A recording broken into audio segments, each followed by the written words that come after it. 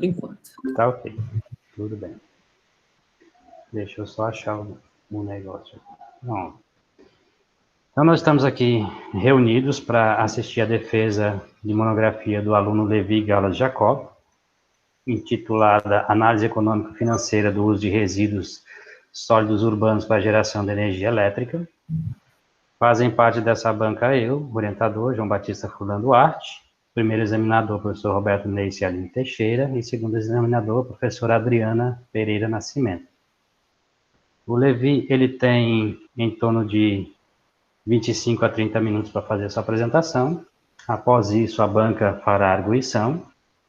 E após a banca, se a plateia quiser arguir também, fazer algum questionamento, pode ficar à vontade. E após as arguições, a banca vai se reunir em outra sala para definir a aprovação, reprovação e a nota do Levi. E depois a gente comunica nesta sala novamente o resultado. Então, Levi, você tem aí de 25 a 30 minutos, e aí é toda a sua apresentação agora. Nesse momento, eu vou ficar com o telefone. Tá aparecendo para todo mundo? Tranquilo aí? Para mim está. Certo. Bom dia, meu nome é Levi Gala Jacob e apresento o trabalho de conclusão de curso intitulado Análise Econômico-Financeira do Uso de Resíduos Sólidos Urbanos para a Geração de Energia Elétrica. A sociedade, a gente, ser humano, só começou a se preocupar com a questão dos nossos resíduos sólidos, da gestão dos nossos subprodutos, há muito pouco tempo. Na Idade Média, por exemplo, as pessoas descartavam sem pudor nenhum qualquer resíduo na rua, desde excrementos a restos de comida, lixo em geral. E só era feito qualquer tipo de limpeza mediante a visita de uma autoridade, uma pessoa importante da sociedade na época, né? Foi preciso que várias pragas ou pandemias acontecessem para que as pessoas começassem a associar a gestão dos resíduos sólidos, a limpeza urbana, a qualidade de vida e maior saúde da população. Com a Revolução Industrial, século XVIII, os hábitos de consumo foram mudando e se acelerando. Mais coisas eram produzidas, essas coisas eram vendidas em embalagens, e com isso o ser humano foi começando a consumir mais do que o habitual. Todo o resíduo dele, até então, era a maior parte biológico, degradava fácil, apesar de se acumular, né? E após a Primeira e Segunda Guerra Mundial, surgiram novas tecnologias, os plásticos, esse material foi sendo usado cada vez mais para mais produtos, coisas descartáveis, embalagens, pela sua alta durabilidade, maleabilidade e por ser um produto barato. Também, depois da Segunda Guerra Mundial, com toda aquela euforia pós-guerra, o sonho americano, o incentivo da parte do governo à população consumir de forma acelerada para movimentar o mercado, gerou uma aceleração muito grande do nosso consumo e, consequentemente, do descarte, né? E, com isso, foi surgindo a problemática de acúmulo de resíduos sólidos no meio ambiente, nas cidades. E, por exemplo, aqui no Brasil, segundo a Lei 12.305 de 2012, não era para ter mais aterros sanitários a partir de 2014. E não é essa a realidade que a gente vê. Até hoje em dia, a maior parte das cidades brasileiras do interior não conta com um aterro sanitário, é lixão mesmo, sem nenhum gerenciamento do resíduo que está sendo descartado, né? Esse trabalho, ele se justifica porque a questão dos resíduos sólidos urbanos, qualidade de vida, questão do meio ambiente, é uma problemática muito importante para o futuro da humanidade, para a gente continuar nossas atividades sem que hajam balanceios no meio ambiente que prejudiquem nossa continuidade na Terra, né? Aliado a isso, a problemática da geração de energia, cada vez crescente, formas de energia que impactem menos o meio ambiente, energia limpa, energia alternativa, são questões importantes para que a humanidade venha a continuar suas atividades como elas são, né? Além disso, Fortaleza conta com uma política pública dos ecopontos, que representa um grande avanço no como lidar com os subprodutos urbanos da região metropolitana de Fortaleza. E pode-se aliar essa logística dos ecopontos à problemática dos resíduos urbanos na geração de energia de baixo impacto ambiental. Sabe-se que existe a decomposição energética, a decomposição térmica, quer dizer, e ela pode ser usada para a reciclagem energética, para gerar subprodutos que gerem energia, como o gás de síntese, que é um subproduto da gasificação. O objetivo geral desse trabalho é calcular o investimento necessário e o tempo de payback para gerar energia elétrica a partir dos resíduos sólidos urbanos depositados no sistema dos ecopontos de Fortaleza, Ceará. E os objetivos específicos são estimar a quantidade de energia que eu posso gerar com o material coletado, calcular o investimento para a instalação do maquinário necessário para gerar energia, né, começar a atividade de gerar energia, fazer uma análise de viabilidade econômica do projeto como um todo, com indicadores de desempenho, indicadores econômicos. Por lixo, a gente entende tudo que é descartado, tudo que não é mais útil, tudo que é um subproduto da atividade humana na sociedade, material, né?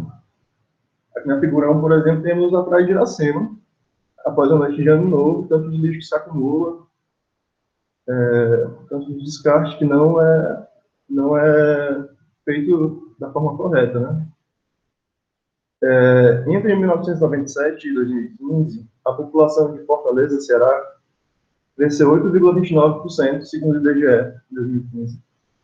Ao passo que os descartes de resíduos sólidos aumentaram 124,68%.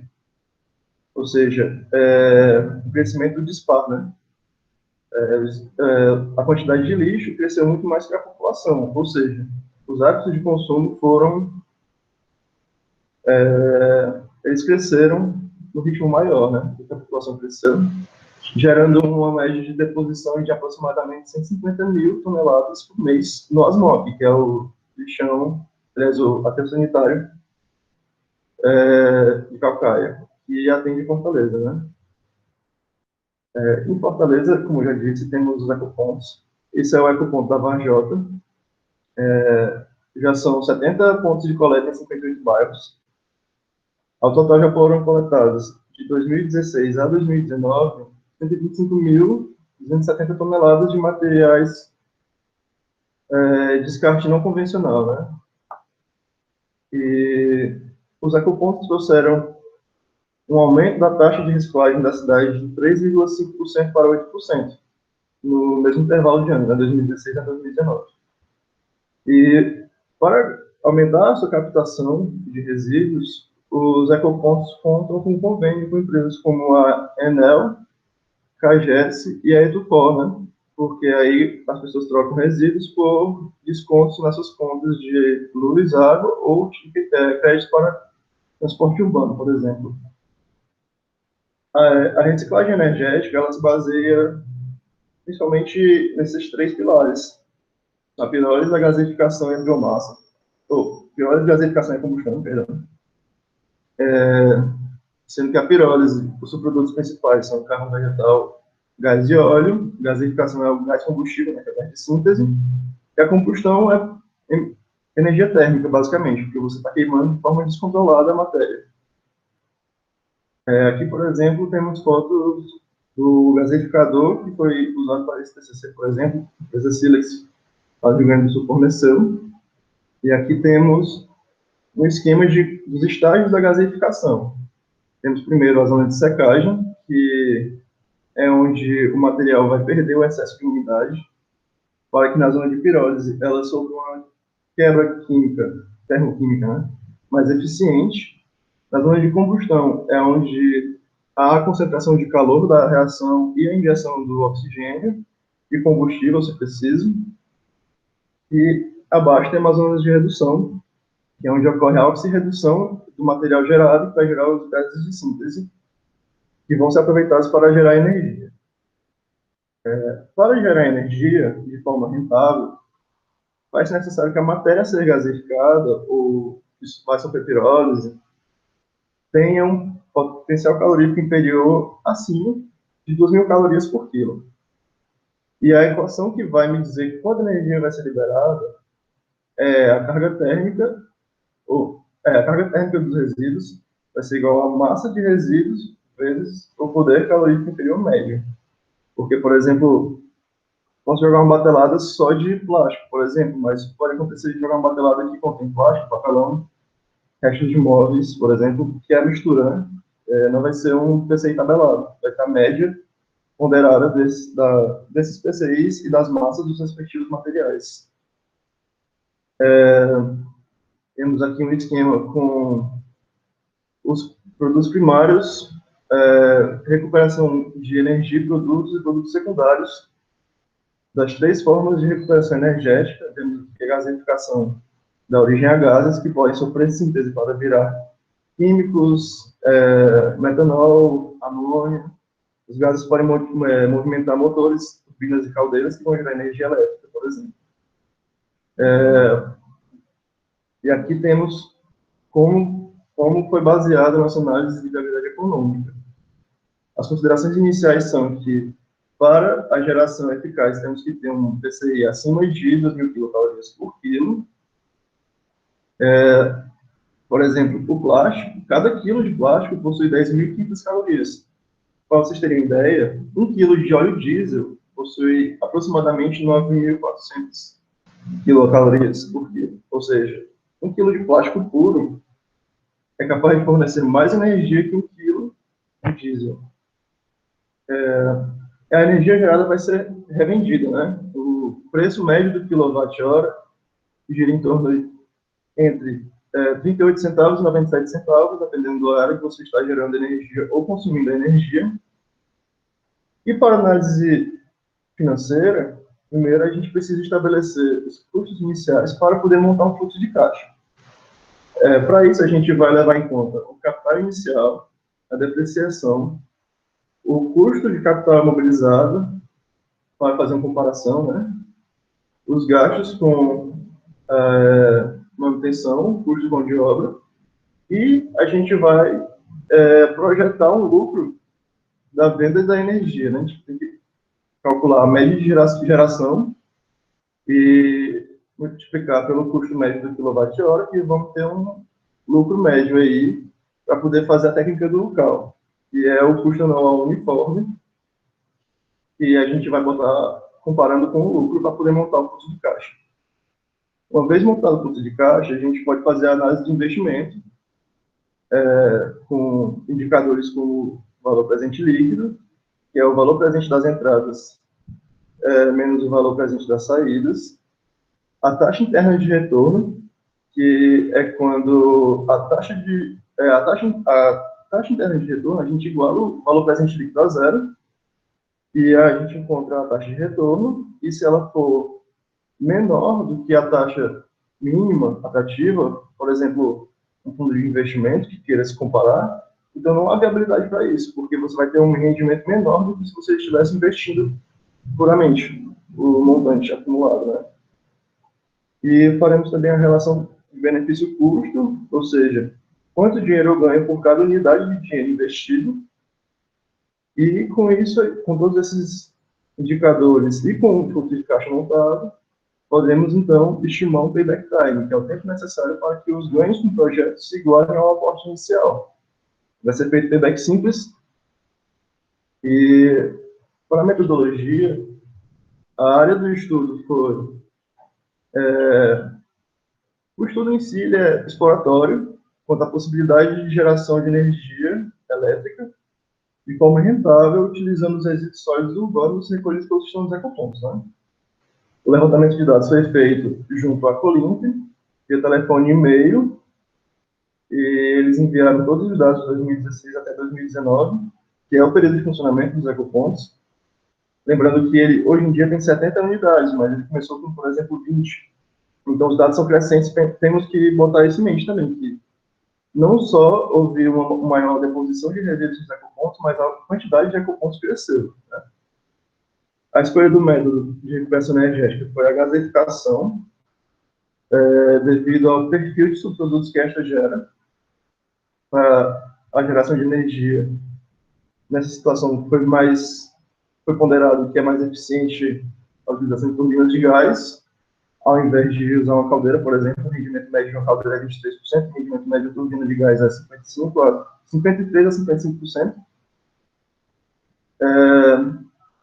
Após os dados recebidos dos ecopontos, foi optado por fazer a recuperação energética dos papéis, papelões, plásticos, restos de cobre e restos de móveis quebrados. Lembrando que esses materiais todos só se é utilizado o que não pode ser reciclado no caso, porque o que é reciclado deve ir para a reciclagem. Se um produto tem capacidade de ser reinserido como matéria-prima, este deve ser encaminhado a esse destino. A reciclagem energética só se destina a subprodutos que não podem ser mais empregados ou reutilizados. Como eu disse anteriormente, para análise de viabilidade econômica do projeto, indicadores de VPL, relação benefício-custo, taxa interna de retorno, tempo de payback.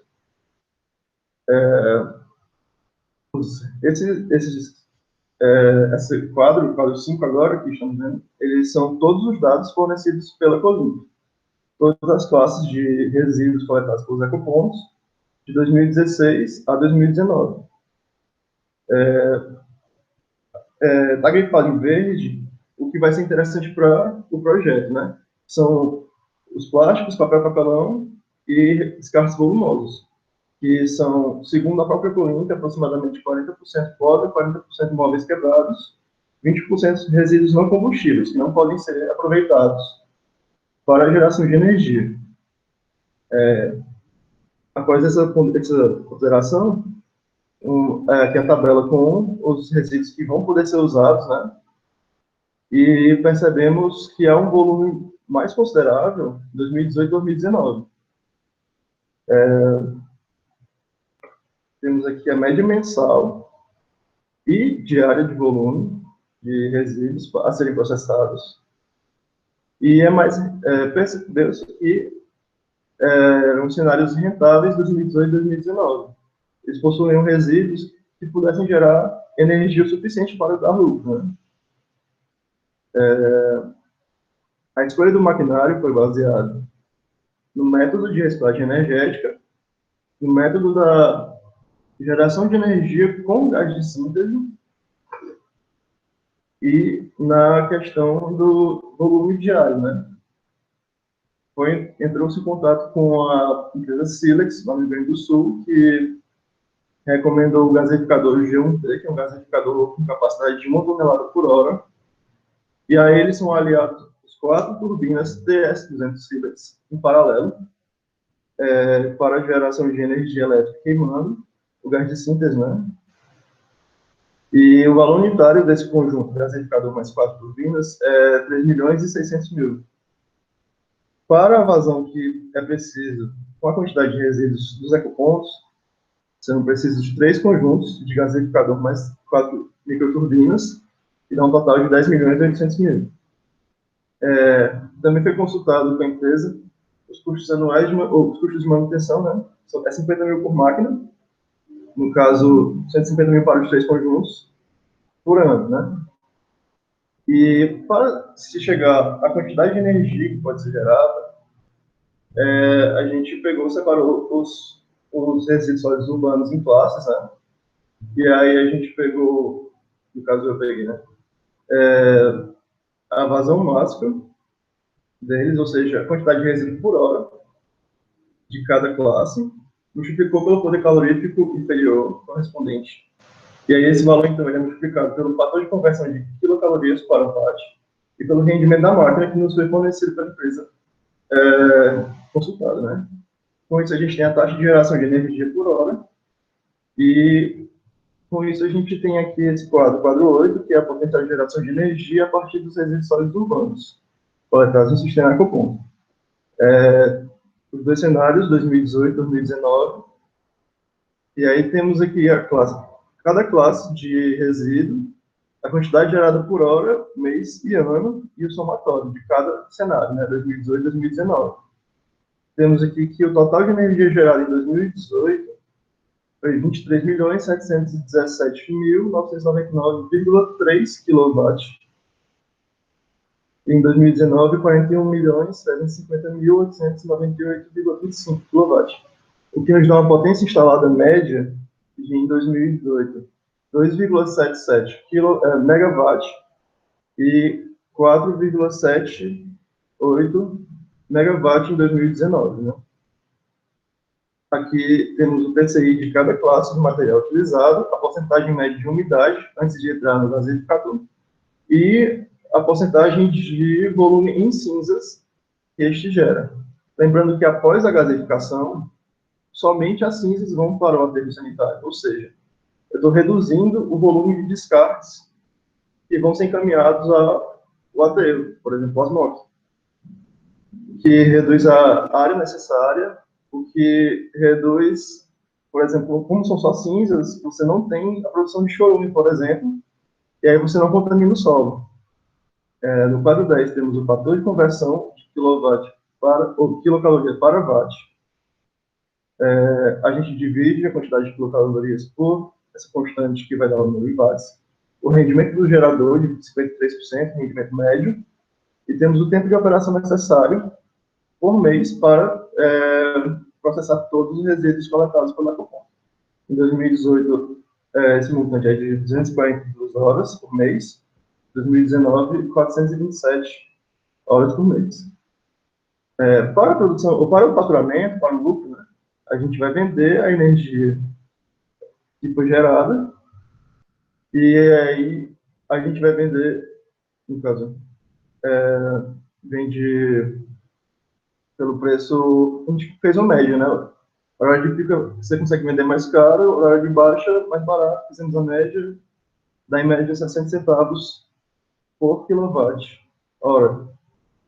E aí o faturamento de 2018 foi de 14.159.645,58 reais. 2019 foi de 24.686.486 reais e centavos. Também esse é o faturamento, o lucro, o faturamento, né? Apenas as entradas. Após isso,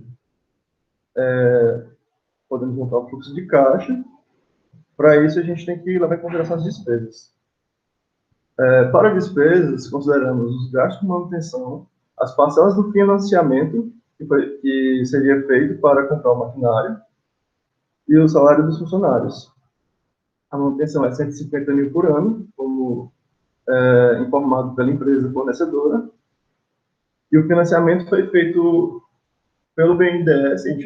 Eu usei um simulador que o site do BNDES disponibiliza, e o resultado resumido para o valor é esse.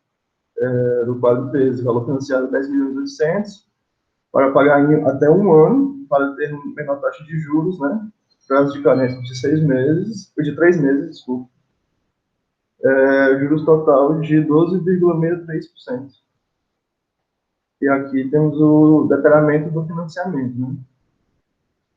Percebemos que no final, por conta dos juros, o valor do financiamento fica de R$ 11.663.724,60. Para o salário dos funcionários, foi levado em conta um salário líquido de R$ 3.000, levando em conta FGTS e IRFF para o salário bruto, e a partir do salário bruto calculou-se um percentual de vale transporte, vale alimentação e salubridade, dando um gasto de R$ 5.208,12 por funcionário. Serão 6 funcionários, 2 por turno, 3 turnos, ou 3 turnos, né? O que dá um total de R$ 31.248,72 gastos com funcionário, né? E com isso pode montar o fluxo de caixa em si. No fluxo de caixa temos a situação de 2018 e a seguir a 2019, mês a mês, total, e para construir, levamos em conta entradas, gasto de manutenção, gasto de financiamento, salários, temos o lucro e o acumulado, né? Mostrando que a empresa ficou com caixa positivo por todo o ano, com o lucro final de 2 milhões e 11, 2 milhões, 11 mil reais, 925, 2 milhões, 11.925 reais, 97 centavos. 2019, no mesmo cenário, com lucro de 12 milhões, 538.766 reais, 70 centavos. Também ficando com o acumulado positivo ao longo do ano todo. Aqui são os indicadores, os cálculos, os resultados dos cálculos para os indicadores de viabilidade econômica. Temos aqui o capital inicial igual para ambos os cenários, tanto capital inicial quanto depreciação, mão de obra, manutenção. O valor presente líquido dos projetos em 2018 é R$ 2.026.446 reais, 2019 R$ 11.902.261 reais. A taxa interna de retorno foi de 21% em 2018, 101% em 2019. A relação benefício-custo foi 1,16 em 2018 e R$ 2,03 aproximadamente em 2019. E o tempo de payback em 2018 foi de 0,82 anos, ou seja, eles pagariam por volta do mês de setembro. Em 2019, o payback foi de 0,47, ou seja, o projeto se paga por volta de maio, fim de maio, começo de junho. E o custo por quilowatt foi de 51 centavos em 2018 e 29 centavos em 2019. Essa discrepância se dá pelo volume a ser processado, que quanto maior o volume, mais barato fica a geração dessa energia, né? E o projeto mostra um alto potencial para a geração de energia a partir do gás de síntese gerado com os resíduos sólidos urbanos, um retorno financeiro em um intervalo curtíssimo de tempo, né? A maioria dos projetos não se paga com 2 anos, por exemplo.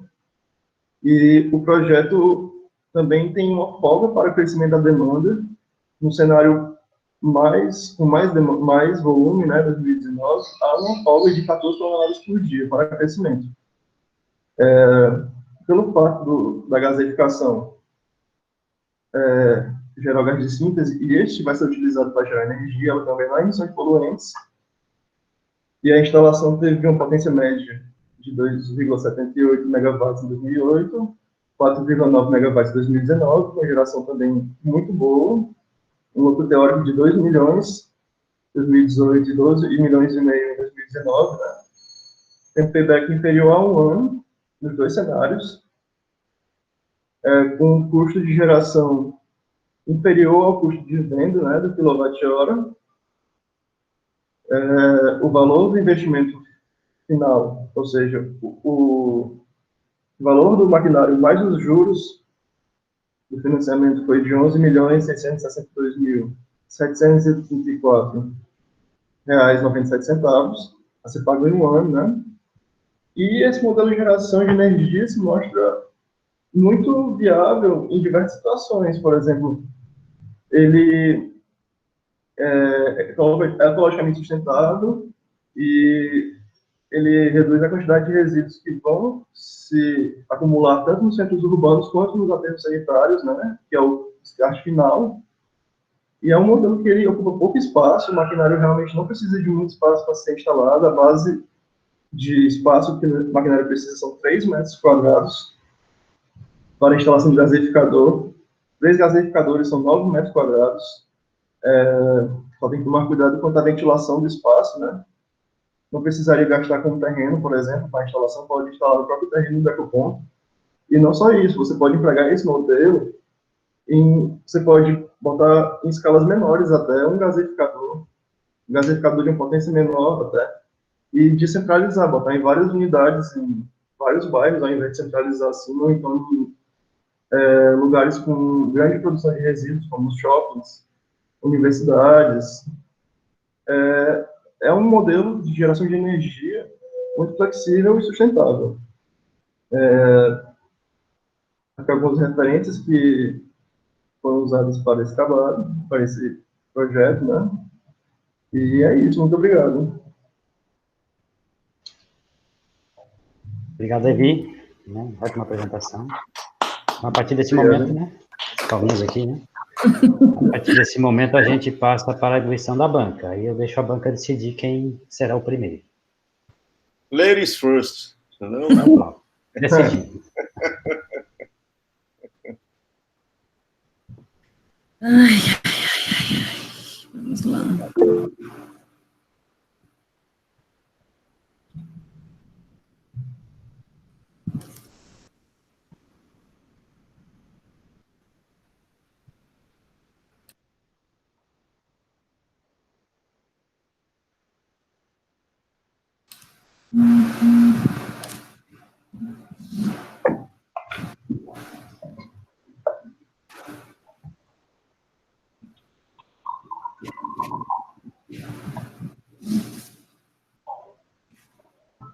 Esse é o professor Ciarline? Oi?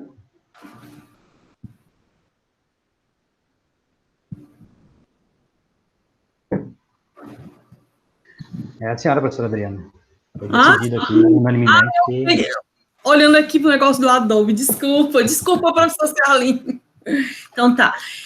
Gente, eu fiz aqui Obrigada, Levi,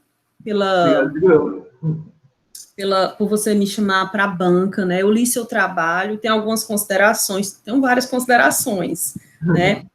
E aí eu fiquei em dúvida se eu apresento ele aqui ou se eu passo para você, né? Mas o interessante no papel é que você, né, passa, é bem mais interessante. Mas eu vou tentar passar aqui o seu material, tá certo? Deixa eu abrir. Agora, eu acho que eu desconfigurei ele. Vixe. Pois é, eu desconfigurei o trabalho, mas aí depois você organiza direitinho, tá? Eu acho que é porque... Eu estava até dizendo para o professor Furlan que a minha primeira banca é dessa forma, né? Sim. Então, deixa eu pegar aqui. Só um momento. Adriana, deixa eu lhe dar uma sugestão. Bom, essa é a quinta desse semestre já. Pois é.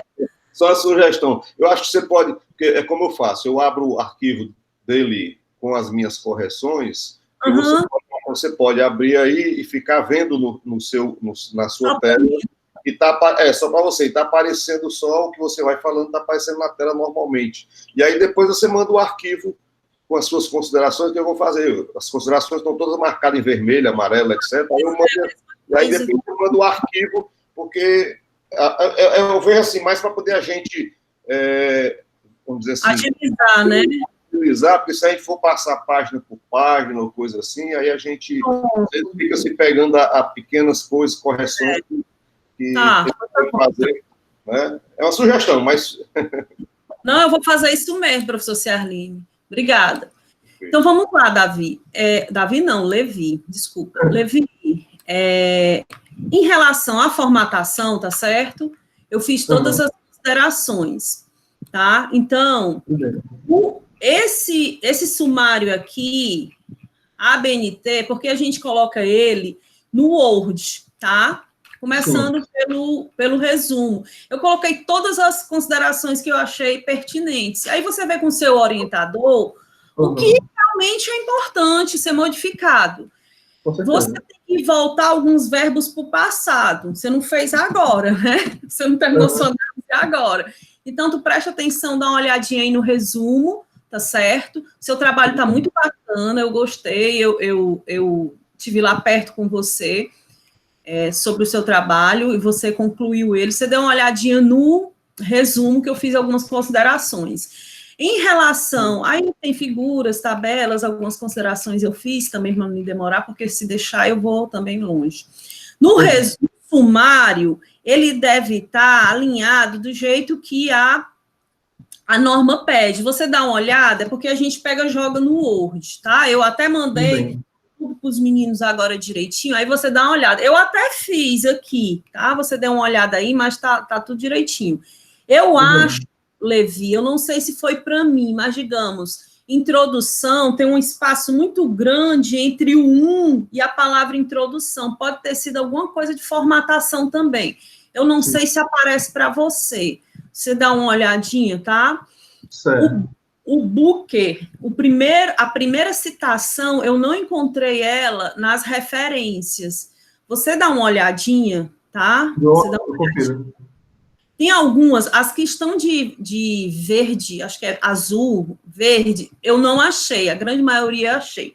Tem algumas pequenas coisas na introdução, que eu faço uma sugestão, né? Eu vou, feito, eu digo realizado, para usar uma palavra mais sofisticada, né? Uma acadêmica, mais interessante. Então, eu vou passar aqui a introdução. Aqui no objetivo geral, eu acho que faltou isso aqui. Uma coisa até que eu falo muito com os meninos da mecânica, ó.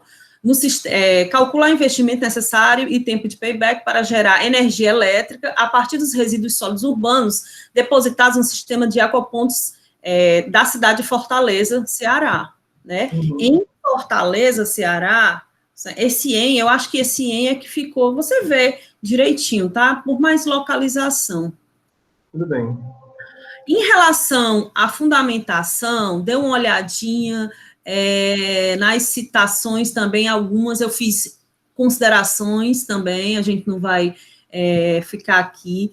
E aí, Davi, o Evilásio também, que eu não sei essa foto do Evilásio, ele não está nas referências. Você dê uma olhadinha, né? Tá certo?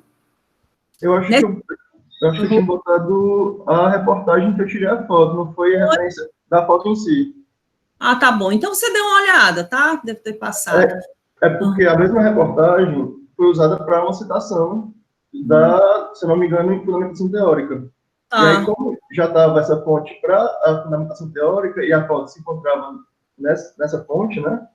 Eu acho que eu só aproveitei, não citei a foto individualmente, né? Tá.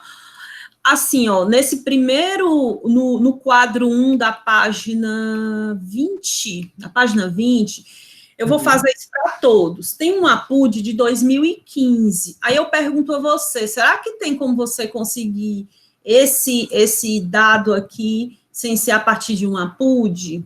Eu não sei, depois você vê, então, tá? Que é em Lube. Eu não sei se você consegue. Tá? Depois você vê. São coisas que não precisa estar. Lá na frente eu vou perguntar algumas outras coisas. Olha, também tem aqui, aí eu faço algumas considerações, tem um texto muito grande, página 20, 21, acho que você poderia quebrar em 3 parágrafos, eles ficaram muito grandes, ou então 2 parágrafos. Você deu uma olhadinha aí, tá certo? Eu não entendi também essa citação Fortaleza 2015. É porque foi uma citação retirada de uma notícia da prefeitura, do site da prefeitura. É prefeito? Em 2015. Certo, tá certo.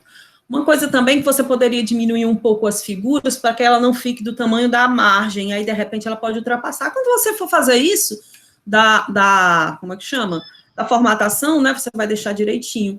Eu acho que você poderia ter pego uma foto do Ecoponte de 2019, aqui pelo Google, 2020, ou porque foi 2017, né? Então, 2018, 2019, eu acho que você poderia ter pego. Aí tem algumas outras... Oi, pode falar. É porque a Google só atualiza a foto de 3 em 3 anos, 2 em 2 anos. Aí, quando eu estava escrevendo, a atualização mais recente do Street View tinha sido essa. Você poderia também ter ido lá tirar essa foto. É verdade. Né? Campo, trabalho de campo. Esse etial, ele mudou, esse etial no texto agora não é mais itálico, o etial somente agora é itálico nas referências, mudou recentemente. Mas isso são coisas simples que você pode modificar, não tem problema, você dê uma olhadinha aí. Essa da página aqui, 24, do Silex, né? É a fornecedora da máquina. É a empresa, né? Tá Isso. certo. Dê uma olhada, porque ela, eu não sei se ela tem um nome diferente lá para referência, porque como você coloca essa foto dela, você tem que referenciar ela lá atrás, e eu não, pode ser que eu tenha passado. Dê uma olhadinha. Então, aqui quem me forneceu essa foto foi o vendedor deles, né? Ela deu a empresa, e aí quando eu estava conversando com eles para escolher o maquinário, eu fiquei entre o reator de pirólise e o gaseificador. E aí ele me mandou as fotos por e-mail. E aí a gente acabou optando pelo gaseificador, né? Mas eu botei as fotos das duas máquinas no meu trabalho, né? Referencial teórico, né? Tá certo, tá certo. Tem algumas coisas aqui, eu acho que foi eu que mexi, era para não ter olhado no PDF, porque assim não mexia. Mas tudo bem, acho que é muita aula. Novamente, alguns APUDs, você dá uma olhada. E aí a gente tem uma figura aqui da página 27, do Sérgio Guerreiro Ribeiro, né? E ela ficou ruim de enxergar. E essa foto aqui é dele, é isso? Foi atrás de material para imagens, né? E aí isso era uma aula dele, se eu não me engano, pela USP, ou era pela Unicamp. Era uma aula que ele tinha preparado, era um slide. Contato com as meninas lá, bibliotecária, naquele e-mail, para você colocar o Ribeiro 2010, tudo direitinho. Aí você fala que é um trabalho, tá certo? De ter uma apresentação de PowerPoint. Tudo bem. Certo? Anotação. Tem uma página aqui na página, não sei se você está vendo o seu trabalho, na página 30. Eu acho que se eu não tiver. Tem aqui uma figura, né, do ciclo, não é isso? Na página 29, e abaixo tem uma frase. Essa frase, ela ficou solta, né? Ela ficou solta, foi. Então, tu dá uma olhadinha, viu? Ela ficou soltinha. Antes de tudo, você faz a contagem da numeração das figuras, porque eu acho, pelo que eu vi, tem figura, digamos, figura 7, aí aponta a figura 8. Tu dá uma olhadinha nisso aí, tá certo? Eu também fiz essas correções, você dá uma olhadinha, tá? Sim, certo. Nessa página 29, continuando, né? Página 29 aqui. Me diga uma coisa, por que você botou entre parênteses mais utilizado em ciclos a vapor? Também não entendi. No processo de topping, figura 10, né? Depois deu uma... Eu não entendi o porquê. Essa página... sim, página 30 aqui, né? Página 30. Depois é porque tem o bottoming e o topping. Geralmente eles são mais utilizados quando são ciclos de caldeira. E aí, quando é ciclo de caldeira, são ciclos a vapor, né? O processo de topping, que ele é mais utilizado em ciclos de vapor, o calor aproveitado após o sistema de geração elétrica. Certo. Eu não sei se foi o meu computador, mas eu vi uma mancha numa dessas figuras, eu não sei. Depois você dê uma olhada nessas duas, tá? Você dê uma olhada. Sugestão para as figuras 13 e 14, aumente. Tá muito pequenininha, tá? Muito pequena mesmo, eu quase não enxergo nada aqui delas. Você dê uma olhada para ficar bem melhor. Em relação aí, algumas coisas simples, que tá tudo aqui, eu deixei tudo em amarelo, em verde, para que você possa dar uma modificada. O serve, tá certo? Página 34. Nogueira já não tá, eu não encontrei na referência. O serve é uma citação, o serve é uma entidade. É um autor. Pois botou só o serve, não botou ano, não colocou nada, ficou algo, tá? Depois dá uma ajeitadinha, deu uma ajeitadinha nisso. É porque eu tinha botado aqui, ó, na página Eu vi. 33 tem segundo serve 2010. Aí, como você tem ele mais de uma vez, eu acho que eu peguei esse 2010, deixei lá e só precisando o nome dele, não repeti o ano. Tá certo, tá certo. Eu até vi, tem um parágrafo que eu até pensei que você poderia ter juntado num parágrafo só, mas não era. São vários datas, anos diferentes mesmo, eu vi. Aqui, 2010, vamos seguir aqui. Bem, aí a gente entrou aqui na metodologia, tá certo? Deixa eu abrir aqui, e aí eu vejo aqui para mim. Acho que você poderia ter área de estudo, né? Você abordou dessa forma, foi uma forma que você viu com o seu orientador melhor, né? Só sugestões que eu faço, esse trabalho foi desenvolvido a partir dos dados coletados, né, acerca dos resíduos sólidos urbanos, certo? Aí você, aqui do lado eu coloquei, tá certo? E também, Levi, eu acho que aqui, na área de estudo, eu não sei, de alguma forma, é só uma sugestão, eu acho que você poderia ter colocado um montante do que é produzido de resíduos sólidos, até aqui, só como uma forma para mostrar e trazer assim, poxa, olha aqui, é produzido tanto de resíduos sólidos aqui em Fortaleza, eu não sei, eu acho que é relevante, tá aqui, não sei se aqui logo na área de estudo é interessante. Em relação, você só pegou o da Varjota, né? O ecoponto. Não, foram todos os ecopontos que eu peguei. A foto foi da Varjota. Ah, sim, então troquei. Tá certo. Então, o interessante seria você pegar e fazer essa consideração. Eu acho interessante. Pode deixar. Tá certo? Eu acho também... Oi, pode falar. Eu tinha botado só nos resultados, mas aí eu trago a metodologia. Assim, porque às vezes na metodologia, para você fazer a apresentação da área de estudo, certo? Para você trazer o universo daquilo que é produzido, porque a gente fica pensando, quanto é que é produzido? Logo na metodologia, porque você vai lendo e você já vai começando a pensar, né? Aqui, nesse parágrafo dos ecopontos, de janeiro de 2016 a dezembro de 2019, é isso? Uma pergunta, você sabe dizer? Sim, isso mesmo. Então, você acha que você poderia deixar claro, né, no período de janeiro de 2016 a dezembro de 2019. Tudo bem. É porque as informações que me foram passadas são de 2016 a 2019. Mas para o estudo em si, eu peguei só o cenário 2018 e 2019. Eu sei, eu entendo, mas aqui você deixa claro de 2016 a 2019. Eu acho que é interessante. A partir de quando? Eu não sei se é porque eu trabalho muito a campo, tá entendendo? Coleta de campo, ou então coleta de dados da SEMAS, o último agora do meu aluno, ele pegou uma série de 2015 a 2019. Sim.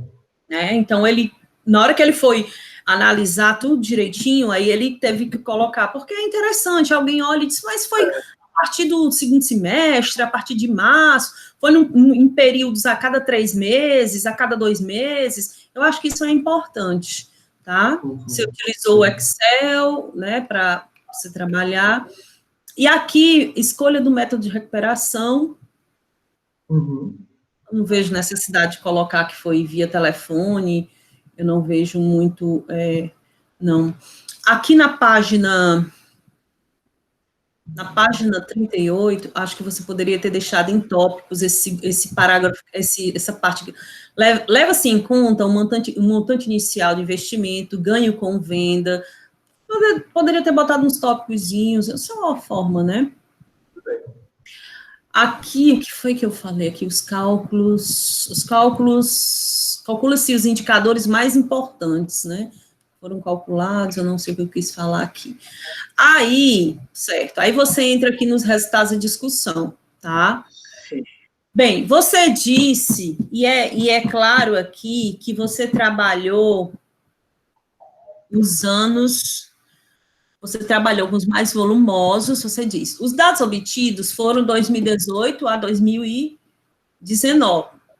Ó, Você trabalhou só os cenários 2018 e 2019. Aí eu pergunto a você, tá? Por que vocês escolheram só 2018 e 2019?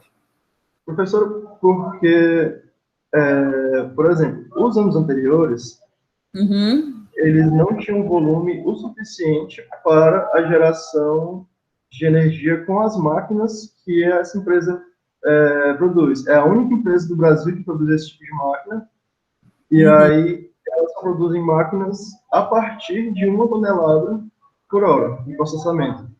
Os anos anteriores, eles teriam um volume muito pequeno para ser trabalhado com essas máquinas, o que iria dificultar o estudo. Isso, ok, beleza, tranquilo. Mas, por exemplo, essas máquinas, na China, elas são produzidas em volumes menores para serem utilizados, por exemplo, em shoppings, em fazendas. Mas aí já iria desviar um pouco do foco do trabalho. Certo. E dificultar também o orçamento, essas coisas, entrar em contato com a China e tal. Tá, eu vou... aqui, demanda diária, essa metodologia aplicada, está de acordo com o que você citou assim. Você diz aqui, ó, a partir dos dados, foi calculada a disponibilidade média mensal e diária de cada classe, quadro 7, para melhor avaliar a demanda dos equipamentos. Dividiu-se a quantidade total. Quando você diz aqui que você dividiu a quantidade total, é a metodologia a partir do BNDES, é isso? Não, o BNDES foi só para o financiamento. Quando eu digo que eu dividi... Essa metodologia aqui. Pronto. Então, eu peguei o volume total do ano, porque eu só consegui os dados... A Colimp só me deu o dado, por exemplo, 2016 foi tanto, de cada material, 2017 foi tanto, eles separaram por mês. Então, para eu saber da minha demanda mensal, eu dividi o valor do ano por 12, e aí do mês... Eu pensei que fosse uma metodologia de alguém, entendeu? Jacob, 2008, sei lá, tá entendendo? Beleza, tranquilo, entendi bastante. Foi só mesmo para dividir em volume mensal e diário. Aí eu peguei 22 dias úteis no mês. Ótimo, ok. E aí aqui eu fiz mais algumas outras considerações, você deu uma olhada. O BNDES, eu não via o BNDES lá na fonte, pode ser que eu botei na fonte dos financiamentos e no anexo as prints do site do BNDES. A referência, lá na referência, porque você coloca aqui na tabela, no quadro da página 43, BNDES, né, e você não referenciou. Você dá uma olhada lá, tá certo? Aí eu vou fazer algumas outras pequenas considerações e passo para o professor Arlindo. Eu acho que foi, assim, o que você apresentou está aqui no seu trabalho, certo? Está muito claro o seu trabalho. Agora, eu acho que faltou um pouco, talvez, uma fundamentação, utilizando outros trabalhos, procurando alguém mais próximo, para fundamentar, dizer, olha, o que eu estou apresentando aqui é realmente relevante, a gente pode encontrar aqui que, sei lá, Douglas 2012, 2015 ou 2019 realizou um trabalho bem próximo, dessa forma, e aí isso mostra a relevância que se tem nesse processo aqui que foi apresentado, tá certo? É muito rico de dados, certo? Você pegou tudo isso aqui, né? Você foi, eu me lembro até você comentando na sala, professora, eu disse, corra logo atrás desses dados, né, Levi? Porque não são dados fáceis. E aí eu me lembro que a gente se encontrou na Unifor e disse, professora, eu consegui os dados. Eu disse, que bom, porque não são dados fáceis. Então, você dá uma olhadinha nisso, você também dá uma olhadinha toda essa parte de formatação, nas referências também, tá? A forma como as referências devem estar, tá certo? Em relação à conclusão, eu acho que você deixou claro aquilo que você propôs, mas eu acho aqui também, deixa eu ver, muito importante, e no mais é isso, as minhas considerações são essas, e eu pergunto a você, você investiria? Professor, assim, se eu tivesse o dinheiro, eu investiria sim. Por exemplo, essa situação com esse montante foi com os ecopontos, né?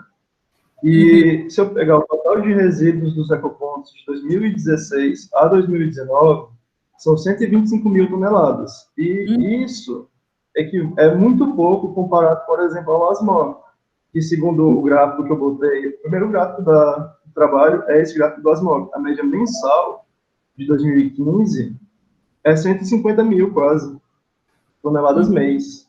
Ou seja, os ecopontos, eles são só uma fração do que pode ser gerado de energia com esses resíduos. E se eu botasse isso, por exemplo, no aterro sanitário, ou no aterro sanitário de, por exemplo, Parnaíba, que é a cidade dos meus pais, com certeza seria possível gerar muito mais energia, pegar máquinas com mais capacidade de processamento, pegar turbinas com maior capacidade de geração, e é um sistema que ele ocupa pouco espaço físico, tem poucos custos operacionais, e o lucro vem da venda dessa energia, né? E, por exemplo, a energia com gás de síntese não é regulamentada no Brasil ainda. Por exemplo, a energia solar, eu teria que pagar, por exemplo, impostos em cima da energia que eu produzo, o ICMS, né? Energia de gás de síntese não tem nenhuma regulação ainda, ou seja, a energia que eu ganho injetando energia no grid, ela não vai ser taxada, ou seja, eu consigo lucrar 100% do que eu estou gerando. Agora, por exemplo, só comentando que eu não botei outros trabalhos, né, para embasar, é porque esse tipo de trabalho, ele é muito escasso ainda no Brasil. Eu só consegui achar 2 ou 3 trabalhos com a geração de energia por gás de síntese, sendo que um deles era em uma granja, o outro era numa fazenda de suinicultura, e tinha que era inclusive o do Nogueira, que é o de suinicultura. E o do Serve é com biomassa biomassa simples, vegetal, entende? Então não tem muito no que eu basear esse trabalho, porque, por exemplo, o sistema de ecoponto só existe em Fortaleza e numa cidadezinha do interior de Santa Catarina, entende? Aliar o gás de síntese a uma política pública é uma coisa que ainda não foi muito explorada.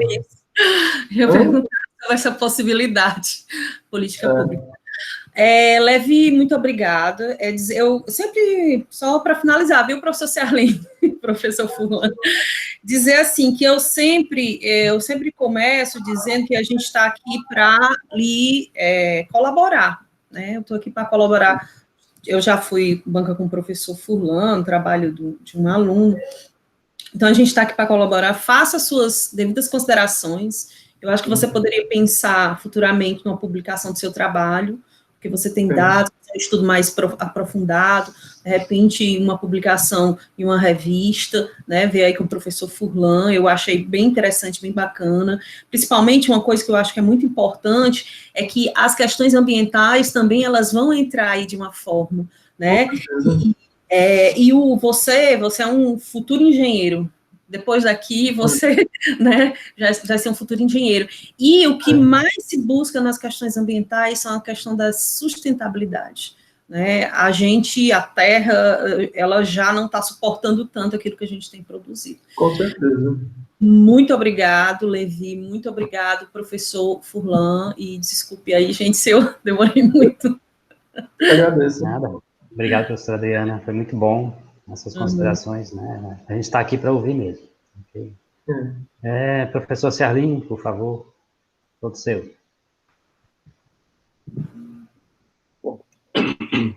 Ok, muito bom dia aos que entraram depois, né? Mas eu queria agradecer inicialmente o convite do Furlan e do Levi. Acho que o Levi foi meu aluno, não foi, Levi? Eu fui em cursos industriais e engenharia econômica. Né? Isso. Pelo nome eu não me esqueço. Bom, queria lhe agradecer o convite e parabenizar pelo trabalho, pela apresentação também. E eu quero algumas considerações a fazer, mas não precisa você se preocupar de anotar nada. Eu quero só que você esteja com o seu arquivo aberto aí, para poder a gente ir andando mais ou menos no mesmo passo. Que eu estou com ele aberto aqui também, e as anotações que eu fiz estão todas em vermelho, algumas marcadas em amarelo, etc., para poder até facilitar a sua, na hora que você for sentar com o professor Furlan e verificar a pertinência ou não das considerações. Né? Aqui ficar claro que ficar claro que é como eu tenho participado, claro, muito mais de bancas de alunos da engenharia de produção do que da engenharia mecânica, né? E para mim é sempre uma satisfação estar nas bancas da mecânica também, porque eu já fui coordenador da mecânica há algum tempo atrás, né? E é sempre bom a gente estar vendo, né, a gama de possibilidades de TCCs que os estudantes de engenharia mecânica podem fazer, né? Então, aqui eu tenho algumas sugestões. Elas vão, como diz, a banca é um olhar de luxo, eu costumo dizer, né?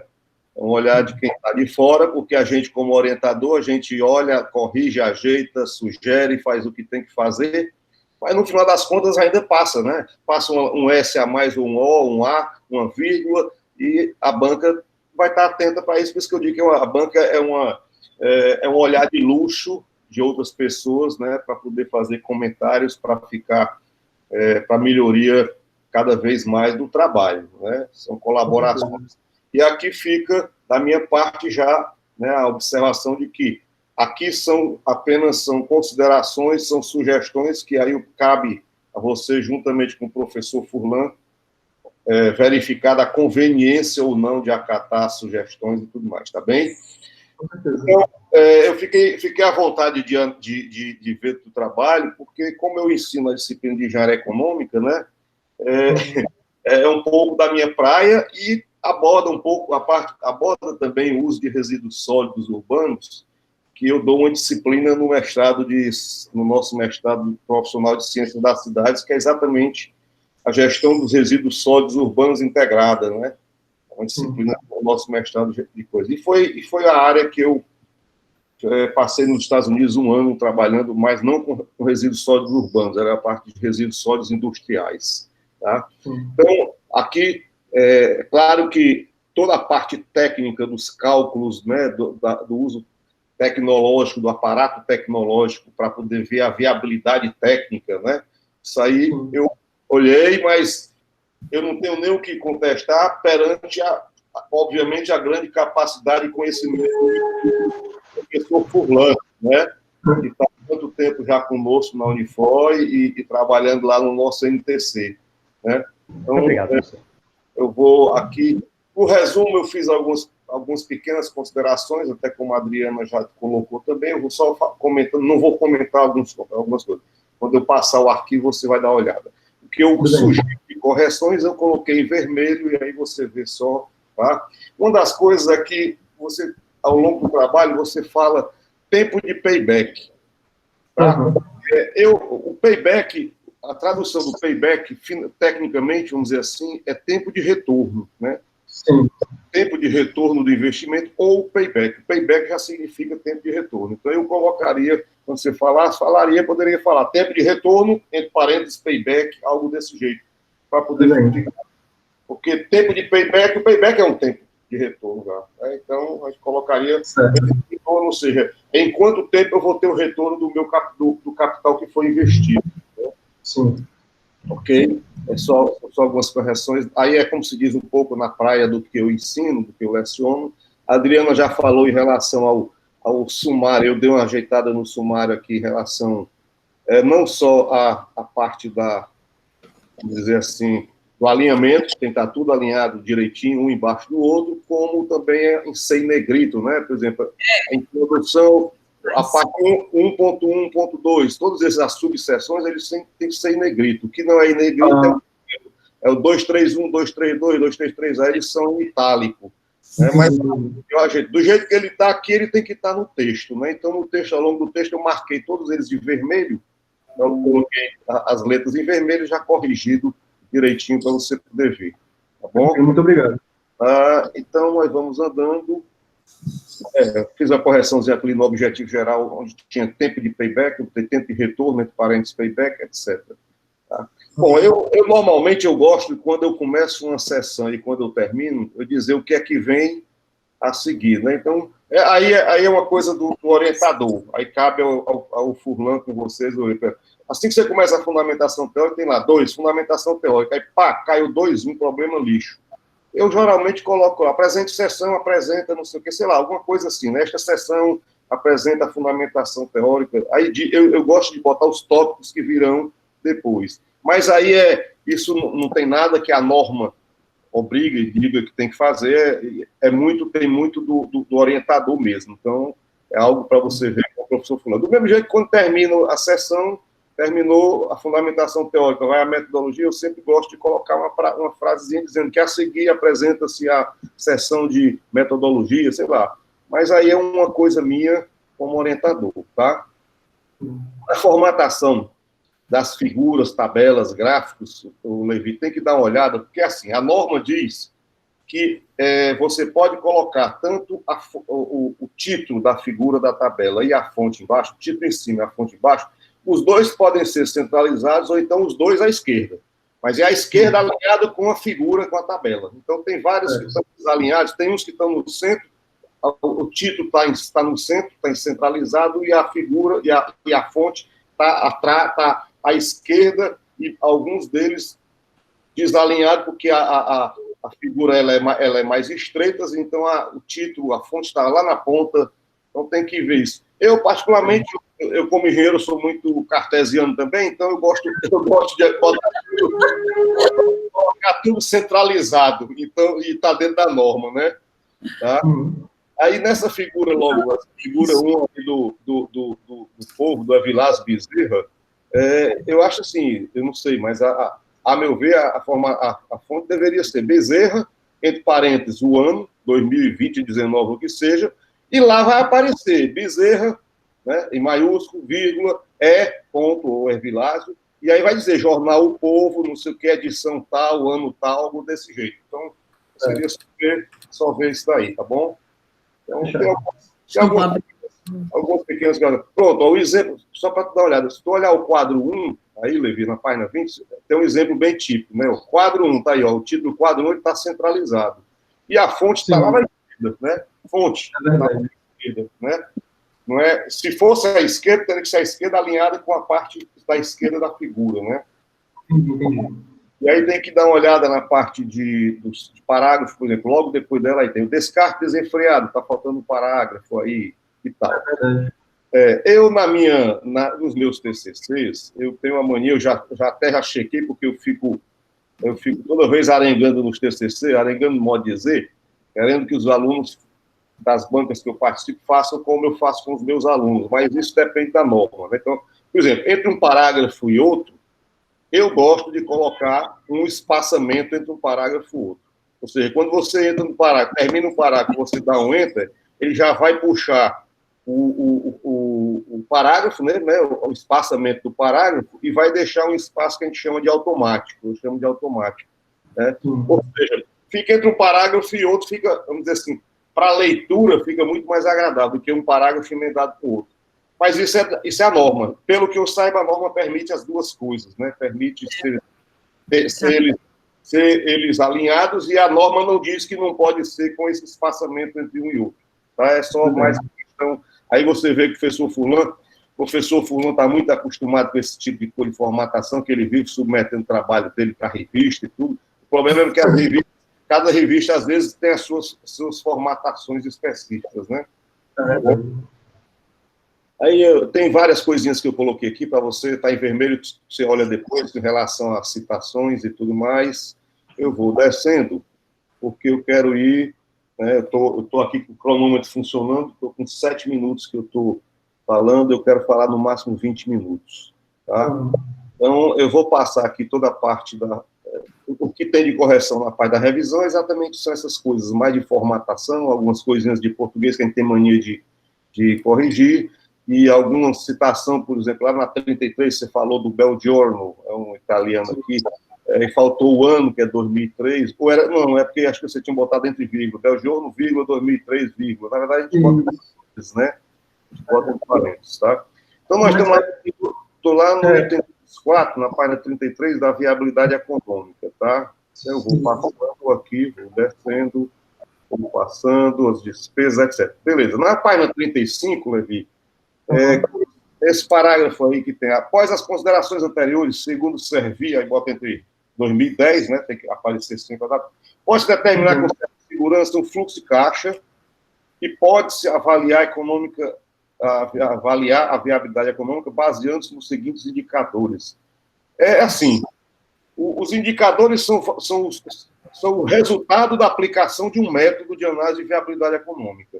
Tá? Entendi. Eu diria que só, eu colocaria, eu sugeri aqui, mas eu vou só para poder contextualizar o que eu quero, né?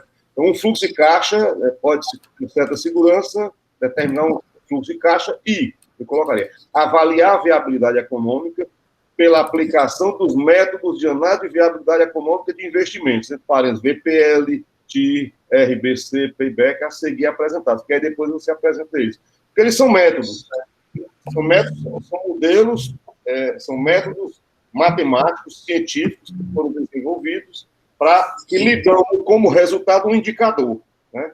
É o indicador do VPL, que é o quê? É um número colocado de tudo que você tem de receita e despesa trazido para uma data zero. A taxa interna de retorno é uma taxa que está remunerando o capital, e o payback é o tempo que você tem de retorno do seu capital. Né? Então, são três visões bem importantes. Aí, claro, você acrescentou ainda o RBC, que também é um indicador interessante. Tá? Então, essa é uma questão. Está escrito aqui no texto, você vê com o Furlan o que é que você acha de viabilidade. Nessa mesma parte aí, quando você coloca o I, que é a taxa, você colocou porcentagem, taxa de desconto. Não, você tinha colocado porcentagem de desconto, né? Você tinha colocado, se não me engano, né?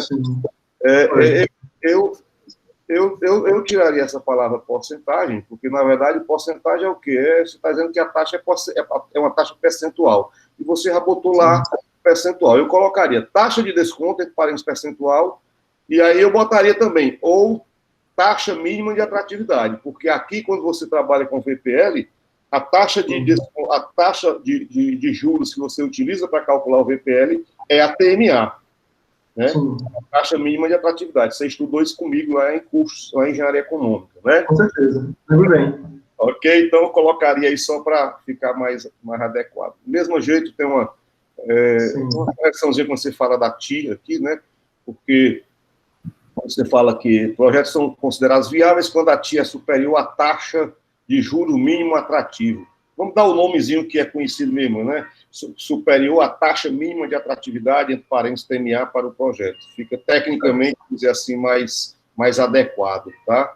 Aí vamos entrar aqui na metodologia, eu botei uma frasezinha aí, fica a critério do Furlan também, se quer ou não colocar, e vamos para os resultados de discussão.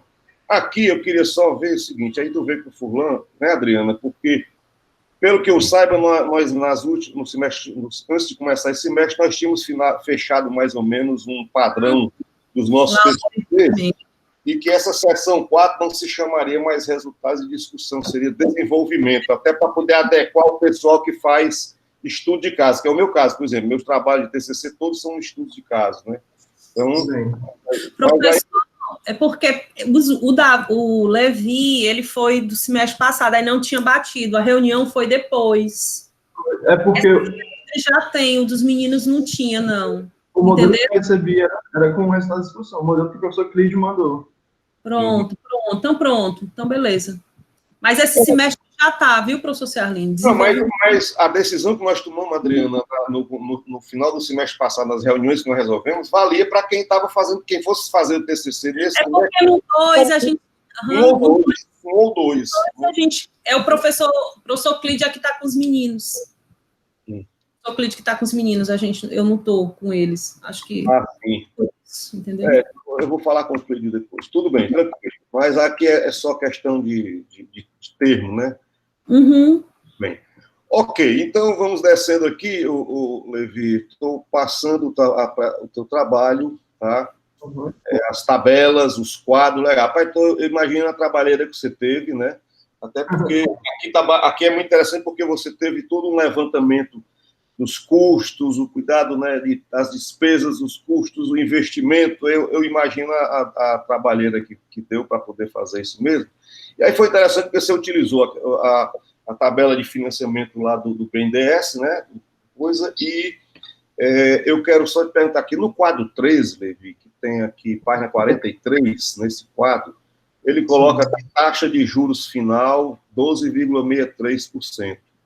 Eu sei, essa foi a taxa que é a taxa anual que o banco utilizou para fazer o financiamento, para poder lhe dizer quanto é que era a prestação desse financiamento ao longo de 12 meses, né, com a carência de 3 meses, para você colocar no seu fluxo de caixa. Beleza, está aqui a tabelinha do detalhamento da simulação do financiamento. Ou seja, vai aparecer lá na sua... Se a gente fosse montar o fluxo de caixa mesmo, apareceria lá no mês 3, aqui, ó, o valor de 325 mil, no mês 4, 1.307.000, 1.200.000, né? Ou seja, tudo despesas lá no seu fluxo de caixa, beleza. Aí, eu estou perguntando isso só porque, pelo seguinte, quando você coloca, aí você calcula os custos de funcionário, etc e tal, na parte, quando você bota o fluxo de caixa, na página 44, tá? Após o faturamento médio, estimado, etc, etc, tal, aí vem lá, no final, custos com salários, lucro, e para melhor visualização, acumulado do período, você botou quadros 16 e 17 no anexo. Na verdade, o 16, ele vem depois aqui uma figura, ele vem um quadro 16 aqui. E lá é 17, são outros números. Eu colocaria, até coloquei lá, acumulado do período, entre parênteses, eu botaria anexos 1 e 2. Aí lá atrás está lá, anexo, coloca anexo 1 e anexo 2. Ah, fulano, não sei se... Né? Lembro se anexo a gente coloca número ou é letra, se é A, B, eu acho que... acho que são letras, se não me engano. Então eu colocaria anexo A e B, porque tem anexo e tem apêndice, né, a diferença dos dois. Exatamente. Um deles eu sei que é, o outro eu sei que é número, mas então aí seria só ver, porque como estão lá atrás, né, seriam os anexos. Porque na hora que você colocou quadro 16, 17, eu continuei a ler, quando eu fui ver, cadê o 17? Não tinha, né? Tá? Então, até porque esse quadro 16, ele é importantíssimo para o teu trabalho, é o resultado do trabalho mesmo, né, da viabilidade econômica. Tá? Então, esse quadrinho aqui, ele diz tudo. Para mim, ele diz tudo, mas mais ou menos quase tudo. Eu queria só saber da conveniência. Por exemplo, na hora que a gente fala da depreciação, a depreciação você colocou aí, reais por ano. Né? Sim. Esse aqui é o valor da depreciação anual, claro. É depreciação linear, o único modelo de depreciação que o brasileiro permite às empresas fazerem depreciação dos seus ativos, né? Aí você tem aqui a mão de obra mês, 31 mil. Eu acho que você deveria padronizar os tempos aqui, porque aqui não ofende. Mão de obra, se eu estou colocando a depreciação valor anual, o custo do inicial do capital é esse aqui, 11 milhões, beleza. A depreciação você está colocando ao ano, quanto a empresa tem direito de depreciar esse investimento, né, maquinária, equipamento, etc. A mão de obra, aqui o valor deveria estar o valor anual, né, ao invés de mensal. Certo. Do jeito que a manutenção você colocou já 150 mil o valor do ano, o custo do anual também, né? E aí você calculou o VPL, 2 milhões e 26 mil e tal. Ótimo, perfeito.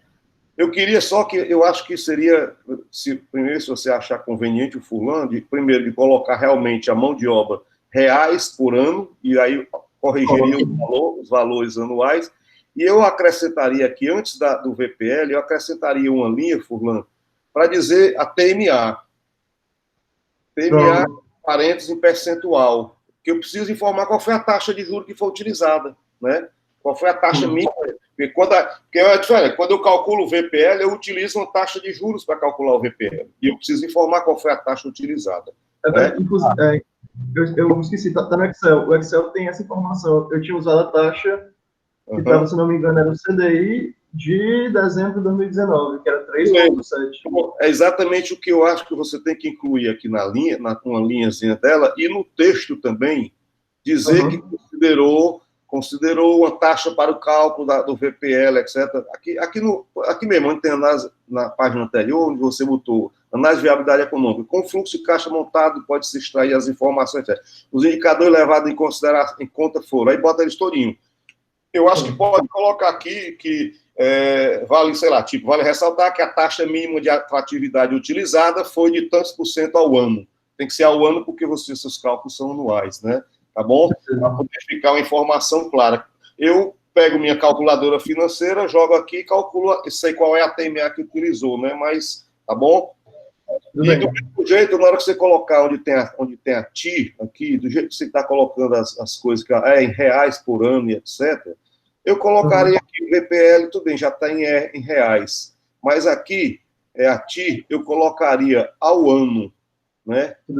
Ou então, onde tem o percentual, 21,83 e o 101,29, eu botaria percentual ao ano, né? 21,88% ao ano, ou então 101,29% ao ano. Ah, professor, mas já está lá 2019, 2018. Tudo bem, mas eu posso estar dizendo que foi durante o ano de 2019 e ter trabalhado com a taxa mensal, ou ter trabalhado com a taxa semestral, tá? É mais para ficar claro, assim, como se diz, para ficar bem na cara do freguês, para quem está lendo, né? Não gerar, tá bom? Seria só em relação a isso. E o payback, tá, o Levi? Esse payback, quando você calcula, isso é o payback descontado? É o simples. O payback simples. Então, eu sugeriria que você fizesse o payback descontado. Porque, veja, financeiramente, não se utiliza para avaliação de viabilidade econômica o payback simples. Payback simples, os livros dizem, inclusive, isso. O payback simples fornece informações muito fracas, muito simplórias, vamos dizer assim. Então, por quê? Porque quando você faz o payback normal, esse payback simples, o que é que você tem? Você tem um fluxo de caixa que está para 12 meses, 14, 24 meses, sei lá, quanto tempo, o horizonte de planejamento que for. Então, esses valores são valores futuros. São valores futuros. Então, você tem o certo, né? Não é que seja errado você calcular o payback. O payback simples a gente calcula quando a gente quer ter assim, uma noção rápida, né? Uma noção do tempo de investimento. Mas um trabalho científico desse assim, seu, já com tanta informação técnica e científica de primeira linha, da parte do cálculo de queima, essas coisas, né? da combustão e tudo, aqui seria interessante trabalhar com payback descontado. Já, quer dizer, se é o payback descontado, você já vai utilizar a TMA que você utilizou, né? Aí, sim, a taxa que você utiliza para calcular o payback descontado é o TMA. Ou seja, o que é que você faz? Você aplica essa taxa, que é a TMA, em cada valor que está lá no futuro, traz para o presente. E aí você transforma no payback esses valores que tem no presente, aí sim, você vai, né, fazendo aquela subtração do valor que foi do capital inicial até que você encontra aquele ponto de inflexão onde você pagou, sai do negativo para o positivo, né? O resultado sai do negativo para o positivo, ou seja, significa que ali você passou a ter lucro, você já pagou o investimento e a partir dali você tem lucro. Então, uma sugestão, claro, vai dar um pouco de trabalho. O que é que vai acontecer? Vai aumentar um pouco o tempo, claro que ele aumenta o tempo de payback, mas ele fica mais real. Ele fica mais real. Porque aqui ele está dizendo que ele vai retornar em 0,8 do ano, ou seja, ele retornaria 8 vezes 2 em 9, 10 meses, vamos dizer assim, né? Retornaria em 10 meses. Provavelmente, quando você botar o payback descontado, ele vai subir para 11, 12 ou 13 meses, uma coisa assim, tá? Mas não quer dizer nada. Para um investimento desse, você tem um retorno financeiro. E um valor do investimento desse, né, tecnicamente, 11 milhões, um investimento de 11 milhões, 662 mil reais, uma empresa, uma grande empresa, ela considera tranquilamente um payback de 2 anos. Com certeza. Considera um payback de 2 anos como um bom payback, né? Então, aqui, se ele alterar para 1 ano e 1,1 ou alguma coisa assim, não é problema, não vai tirar valor nenhum do trabalho. Pelo contrário, vai só mostrar uma coisa mais real. Tá bom? Muito obrigado. Essas são as minhas contribuições. Gostei muito do seu trabalho, parabéns, porque, inclusive, eu acho assim, um trabalho que ele junta dois lados técnicos, o técnico tecnológico mesmo, né? Que aí a parte do lado do nosso professor Furlan, do NTC, e também essa preocupação de calcular o valor. Já extrapolei, pronto, estou com 20 minutos, 23. A parte financeira, que é uma coisa que normalmente as pessoas não se preocupam muito com isso, né? E eu tenho até ultimamente orientado alguns alunos trabalhando a parte da aplicação dos métodos de análise de investimento, mas até um pouco menos detalhado, né, com fluxo de caixa, montando fluxo de caixa, mas com fluxo de caixa menos detalhado do que esse que você utilizou hoje no seu trabalho. Por quê? Porque envolve todo um cálculo, né, para poder saber o tipo de máquina, essas coisas todas, tá bom? Parabéns pelo seu trabalho. Professor Furlan, muito obrigado pelo convite, obrigado a você, Levi, pelo convite. E, professor Adriano, é um prazer estar com a senhora aqui na banca, tá bom? Obrigado, professor Celim, foi muito bom. Né? Obrigado. Gostei muito das considerações, né? O Levi aí, vamos trabalhar para adequar. Perfeito. Com certeza. A plateia gostaria de fazer alguma pergunta, alguma consideração? Acho que não, né? O Levi combinou para ninguém perguntar nada. Ninguém perguntar, exatamente. Então, Levi, a gente vai pular para outra sala, certo? Tranquilo. Endereço. E aí, isso, passo já. Só abrindo ela aqui que eu acabei esquecendo de me adiantar. Mas é o mesmo, é um que você tinha passado antes, né? Isso, exatamente. Só que... Então passa para mim aqui, eu vou entrar no celular. Pode ser? Certo, pode ser. Eu acho que a gente podia, ao invés de entrar, eu tenho me reunido com o pessoal, ao invés de entrar no outro, a gente entra pelo WhatsApp. Pode ser. Pode ser que eu estou tendo dificuldade de abrir outra sala porque ele está indo para a mesma. Como eu Pois estou é. no mesmo navegador.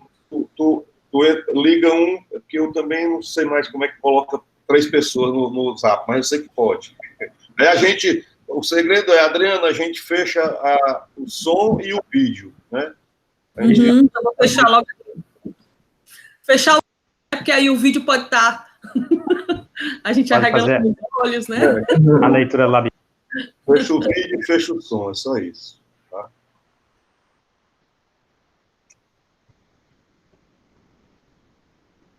Furlan, aí você liga pelo Zap, né, Furlan?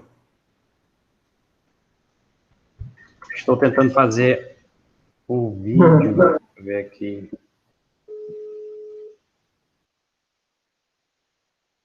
Professora Adriana, sabe fazer a ligação?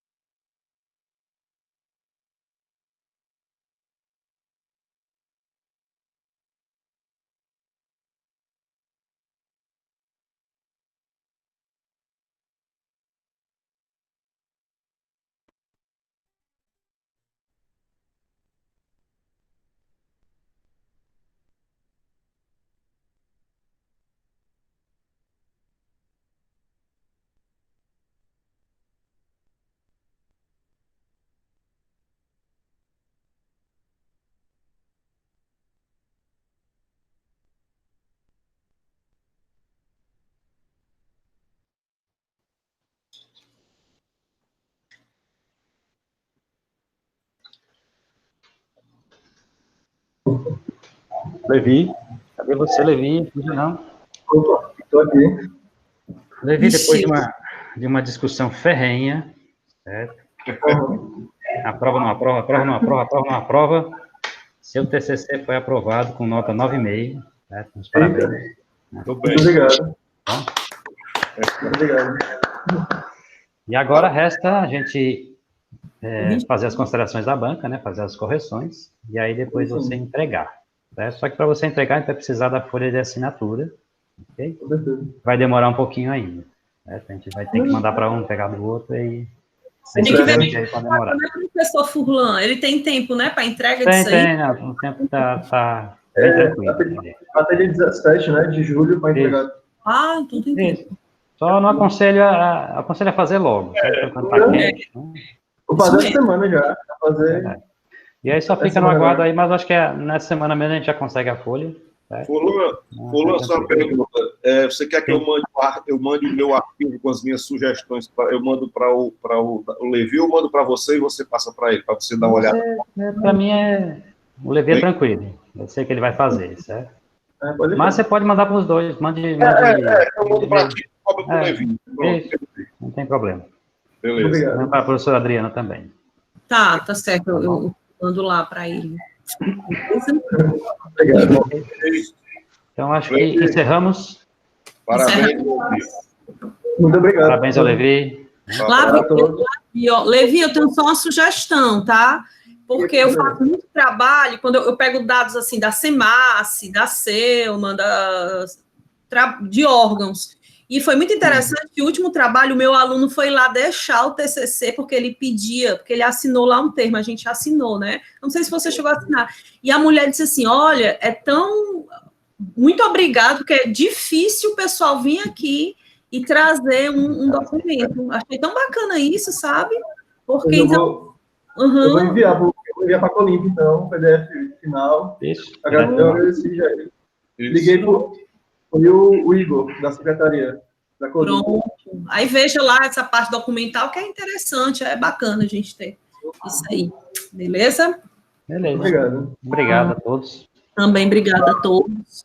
Pessoal da audiência, da plateia, deixaram o nome aí com a matrícula. Tirou um print, Levi, eu só quero chamar. Vou tirar aqui o print aqui agora. O professor Ciarlin nem me chamou pro do Davi. Eu acho que ele já saiu. Já. Eita. Já tirei o print aqui. Beleza, depois manda pra gente. Vou mandar o material para ti, viu, Levi? Muito obrigado, professor. Ufa, ótimo, parabéns. Muito obrigado. Obrigada a todos. Obrigado também, professora Adriana. Muito bom. Obrigada. Tchau, tchau. Tchau. Até mais. Valeu, professor. Valeu, Levi. Já a gente conversa aí pelo WhatsApp. Com certeza. Até mais. Até mais, pessoal. Até a próxima.